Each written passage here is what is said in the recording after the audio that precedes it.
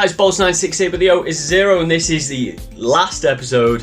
It's a bonus episode of one player from each Premier League team who the promoted championship teams could sign. So we are looking at Burnley and Sheffield United, who have gained automatic promotion. I'm going to look at 4 players for each of those teams, who they could sign from the other Premier League teams, and I'm going to look at the other playoff sides. So we've got Luton Town, Middlesbrough, Coventry City and Sunderland. I'm going to look at 3 players for each of those teams from each of the Premier League teams that they could sign. So it's a big episode.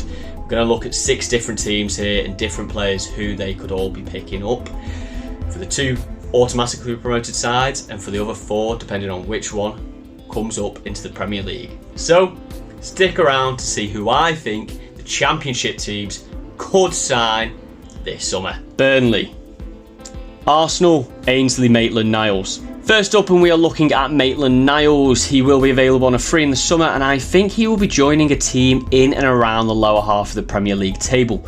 I've picked him to be joining Burnley as they are the best team who will be coming up from the Championship, and they are a little shorter in the central midfield and down that right side. Maitland-Niles' versatility to play in those positions would suit them well. Chelsea, Ian Maatsen. Maatsen is currently on loan at Burnley, and I definitely think they should try to extend that into next season. He has been a standout player for them, and they could really do with retaining his services for their first year back in the Premier League. Chelsea will likely be happy to loan him out again, and I'm sure Maatsen would relish the opportunity to keep Burnley in the league after helping them to get promoted into it this season. Southampton, Nathan Tella. One of the easiest ones on this episode. Nathan Tella has been on loan at Burnley this season and has a record of 17 goals and 5 assists in 39 games. That output from a player who is naturally a winger is fantastic and is something that Burnley obviously can't ignore. He will probably cost a bit of money, but Burnley would be daft not to stump up the cash to get him in.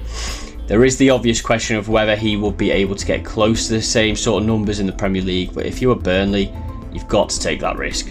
Spurs, Joe Rodon. Burnley are going to have to get in some reinforcements in the centre of defence. I do think they should try to keep hold of Harwood Bellis, who is currently on loan with them from Manchester City, but due to the confines of this episode, I couldn't pick him for Burnley. So I've looked at another centre-back here who I think will be brilliant for this team. Rodon is a good defender who at only 25 years of age already has 35 international caps and has spent the past 3 years playing in the Premier League and Liga. Currently on loan with Rennes, who are fighting for a place in Europe, he has played pretty regularly across the league and the Europa League.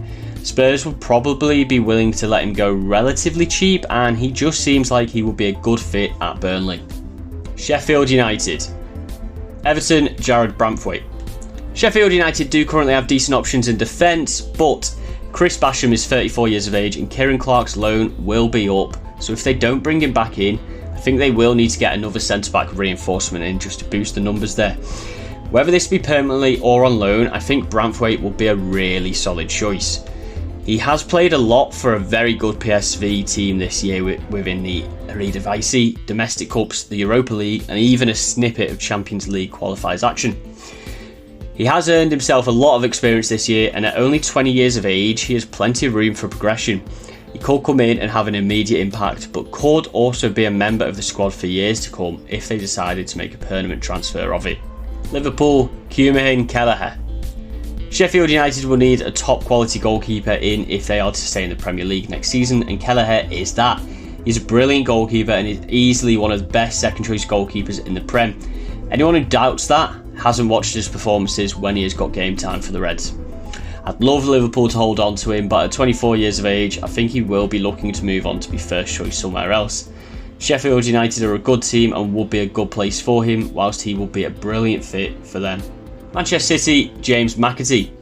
Manchester City was a really hard pick. I was thinking Harwood Bellis on loan for Burnley, as he has been mightily important for them in their championship winning season. Or I was also thinking Zach Steffen for Middlesbrough, as he has been their starting goalkeeper all season on his loan.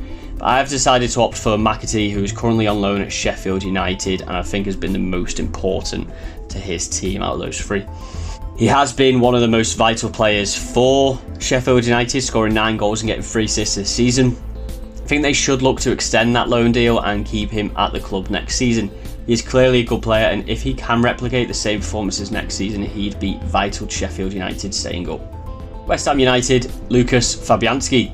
I mean no disrespect with this, but Sheffield United can't be going into next season with Wes Foderingham as their number one goalkeeper. I'm not saying he is bad, far from it, but I just don't think he is quite at the level to be first choice for a team trying to stay in the Premier League. Fabianski will be on a free in the summer, and it would be a no-brainer to get him in. He has 57 international caps to his name and has been playing in the Premier League for 16 years now. Not to mention that he is keeping Alfonso Areola out of the side at West Ham. If West Ham don't extend his contract, which I do think will be a mistake, then Sheffield United simply have to be one of the teams throwing their name in the hat.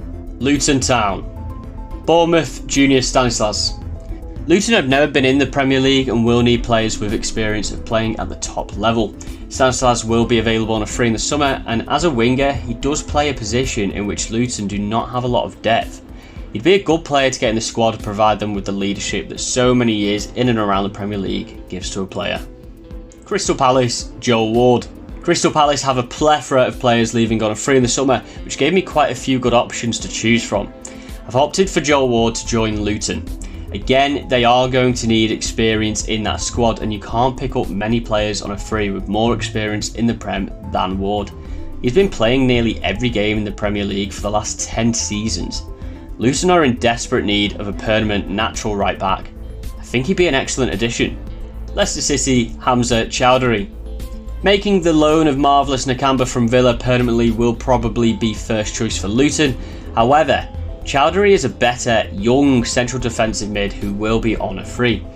I really rate Chowdhury, and I think that he would do well for a team in the lower half of the Premier League. Strong, tall and a good passer of the ball, he would suit this side well. Middlesbrough. Aston Villa, Cameron Archer. Quite an easy one this. If Middlesbrough do come up to the Premier League, Archer is currently out on loan with them and has 11 goals and 6 assists in 20 games. He has been fantastic for Borough, and they must try to get him in either permanently or on another loan deal. Hopefully the Prem wouldn't be too much of a jump for him, but it is worth the punt. Leeds United, Adam Forshaw. Middlesbrough could do with getting another centre mid option in that squad. Forshaw is available on a free in the summer and originally joined Leeds from Borough in the first place. This would be a very reasonable transfer to make. Good player with experience to add to a largely inexperienced squad. I think they should make this move happen. Wolverhampton Wanderers, Ryan Giles. Ryan Giles has had a fantastic season on loan at Middlesbrough this season, having played nearly every minute of the campaign and having registered 11 assists for his team. He's been a vital reason as to why they have made it into the playoffs. Fast and attack-minded, being able to play down the entire left-hand side. Middlesbrough have to try and sign him permanently if they are to be a Premier League team next season. Coventry City. Brentford, Zanka. Coventry currently have 3 centre-backs on loan to them, which will leave only 2 permanent senior centre-backs at the club next season. They will need to make reinforcements, and having not been in the Premier League since 2001, they will need players with experience of the league who can help lead them through what would be a tough season if they were to get promoted. Zanka has been around for a long time, and on a free transfer he would bring leadership qualities and that very same experience that Coventry will be crying out for. Newcastle United, Loris Karius. Coventry are going to need a goalkeeper with experience and who is at a good level. Despite what some might have you believe, Karius is a good goalkeeper and would definitely be first choice at a team coming up from the Championship. He will be available on a free transfer, and I do think that a season in the Premier League playing regularly will help his confidence massively and go some way to getting him back to the player he was before that Champions League final, threw his self-esteem out the window. Nottingham Forest, Jonathan Panzo. I do strongly believe that if Coventry come up into the Prem, they are desperately going to need players with experience playing in this league. But I also think that it will be just as important to hold on to the players who have done the job for them this season, one of which is Jonathan Panzo. He's played a lot of games for Coventry this season and has the versatility to play at centre-back and left-back, which would be very important for a team not used to playing at the speed of the Premier League. Forest would probably let him go pretty cheap, and Coventry should do the deal. Sunderland. Brighton Hove Albion, Andy Zakiri. I did consider Simon Adingra, who is having a very prolific season as a winger on loan in the Belgian league. I think Sunderland are crying out for reinforcement up top, so I've gone for Zakiri. Currently on loan at Basel, where he has scored 10 goals in the league and 5 in the Europa Conference League, he is having a solid season there and has earned his chance to play in a more competitive league. Don't think Brighton would ask too much for him, and Sunderland would be able to get in a young striker who could, hopefully, have an immediate impact. Fulham, Kevin Mbabu. Sunderland have mostly been playing with Lyndon Gooch at right back this season and even started the playoff semi-final first leg with Patrick Roberts at right back, both of which are naturally wingers and not fullbacks. They need to get more reinforcements at right back, and Mbabu will be ideal. He hasn't had a good time of it at Fulham, having barely played in the first half of the season and then getting loaned out for the remainder. However, he has been playing nearly every minute of every game back in Switzerland, so he is in good fitness. He has good experience in league football and internationally, which would be very beneficial to a young Sunderland team. They would probably get him in very cheap, and he'd be a good choice for them. Manchester United, Amad Diallo. I think this one is a given. If Sunderland are back in the Premier League next season, they absolutely must extend Diallo's loan with them. He's been the most lethal player for them with 14 goals and 3 assists, and he also scored in the first leg of the current semi-final playoffs. Diallo would benefit from a season playing regularly in the Prem, and Sunderland would jump at the opportunity to have him again next season. So there we have it, guys. That is one player from each Premier League team who Burnley and Sheffield United could sign in the summer, and one player for each of the playoff teams between Luton, Middlesbrough, Coventry and Sunderland, who they could sign. If you liked what you watched, please do remember to like, comment and subscribe, and let me know down below what you thought of my thoughts, and let me know who you think is going to win the playoffs and get promoted into the Premier League next season.